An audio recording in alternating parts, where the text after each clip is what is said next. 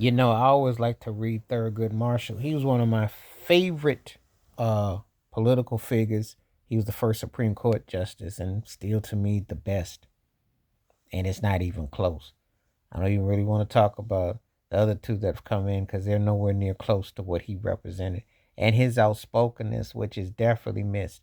And I liked his commentary when asked about civil rights, black issues, and the presidencies. He didn't have nothing good to say about Reagan, but he had nothing good to say about the Kennedys either. He was well balanced, and he didn't think much of Nixon. You know, he said Jimmy Carter's heart was in the right place. He gave Lyndon B. Johnson due because he said Lyndon B. Johnson had more done for the civil rights. Lyndon B. Johnson was not black folks' best friend either. Spoke on Eisenhower and he dissed Hoover and, he spoke his mind. That's one thing I always listened to Thurgood Marshall quotes. They were very engaging, very enriching. Um, he didn't shuffle. He wasn't a shuffleboard, and he wasn't moonwalking and wasn't sliding all over the flow. There was no him. There was no hammer time. He was like straight time. He spoke how he felt, mentioned the things that he saw, and did as he did. You often wonder, and on these levels, how people are going to deal with issues of the heart or the mind and how they undermine. I would love to have been a fly on the wall today what Thurgood Marshall would think about Donald Trump. I can only imagine what he would say, what none of them were going to say.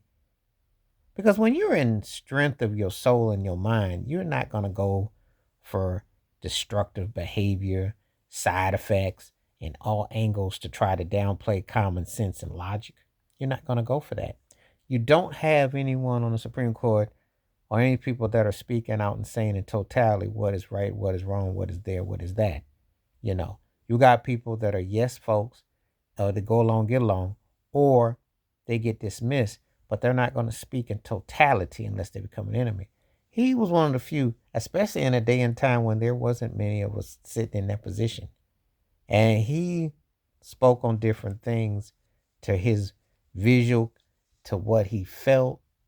Um, it's one of those things, and he's never given his due. There should be a national federal holiday for Thurgood Marshall. There should be, you know.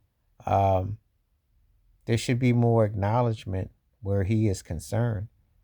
Uh, you know, Chadwick Boseman did do that film about him, but it was only based on a segment. It didn't go into full totality. Because to truly do Thurgood Marshall justice, you'd have to go into everything from Brown versus Board of Education and everything that he spoke out on. I remember when they asked him about the bicentennial in 76, and he said, if we were going to celebrate, I'd have been a waiter or a butler. What am I celebrating? I mean, he had a direct code, the way he spoke, the way he, thought. But I like to go back and was reading his thoughts on these presidents and when it pertained to black folks' rights. Because when we talk civil rights, we talk about black folks. That's the code word. Let's not get it twisted, and let's not make up that we all. Because see, when it gets down to it, you know what the meaning of the I's are, you know what the T's are, you know what the L's are, and the I's are dotted. People like to try to throw lump. There's no throne and no lump. Everything that's based in politics is black and white. It always comes back to race. People tell you otherwise, have not lived long enough, or are in denial, or are coming through with rose-colored glasses and don't want to acknowledge the obvious. And they don't want the magnitude and the depth and the whole trajectory of it. So they have a way of trying to downplay. And when you're bringing it from an intellectual intelligence, they can't counter that. So when I read his takes on what he thought, and he called Reagan an average actor, I guess, and he said he's at the bottom. Well, let's be realistic. Things you're gonna say about Reagan, same thing you say about Trump, because it's out the same playbook. It's the same playbook. It's just done in a more, how do I say this? Reagan had more of a pampered, more styling. He was more style better, how he carried it better. But it was the same.